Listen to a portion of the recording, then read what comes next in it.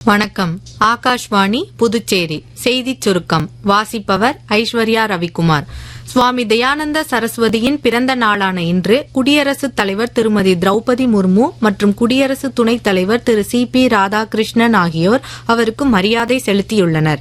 குடியரசு துணைத் தலைவர் திரு சி.பி. ராதாகிருஷ்ணன் மகரிஷி தயானந்த சரஸ்வதி மூட நம்பிக்கை, ஆடம்பரம் மற்றும் சமூக தீமைகளுக்கு எதிராக வாழ்நாள் முழுவதும் போராடினார் என்று கூறியுள்ளார். புதுச்சேரியில் 15வது சட்டப்பேரவையின் 6வது கூட்டத்தொடரின் 3ஆம் பகுதி கூட்டம் இன்று துவங்கியது.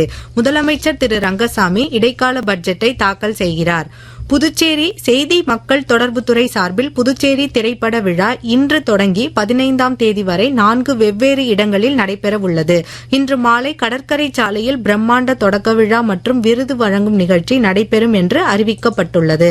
காமராஜர் மணிமண்டபம், Alliance Francaise, doctor A P J. Abdul Kalam அறிவியல் மையம் மற்றும் கோளரங்கம், காந்தி திடல் ஆகிய இடங்களில் ஒரே நேரத்தில் படங்கள் திரையிடப்பட உள்ளன. வங்காள விரிகுடா பகுதியில் கடல்சார் மீன்வள மதிப்பு சங்கிலி மேம்பாடு என்ற தலைப்பில் சர்வதேச பயிலரங்கு புதுச்சேரியில் இன்றும் நாளையும் தனியார் ஓட்டலில் நடைபெறுகிறது.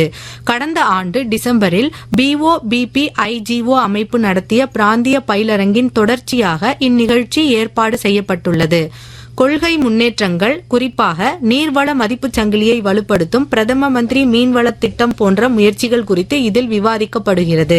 இலங்கையில் நடைபெறும் ICC ஆடவர் T20 உலகக்கோப்பை கிரிக்கெட் போட்டியில் இன்று காலை 11 மணிக்கு இலங்கை அணி ஓமனுடன் விளையாடுகிறது. தொடர்ந்து பிற்பகல் 3 மணிக்கு மும்பை வான்கடே மைதானத்தில் நேபாளம், இத்தாலி அணிகள் மோதுகின்றன. இரவு 7 மணிக்கு டெல்லி அருண்ஜேட்லி மைதானத்தில் இந்திய அணி நமீபியாவை எதிர்கொள்கிறது. இத்துடன் இந்த செய்திச் சுருக்கம் நிறைவு பெறுகிறது.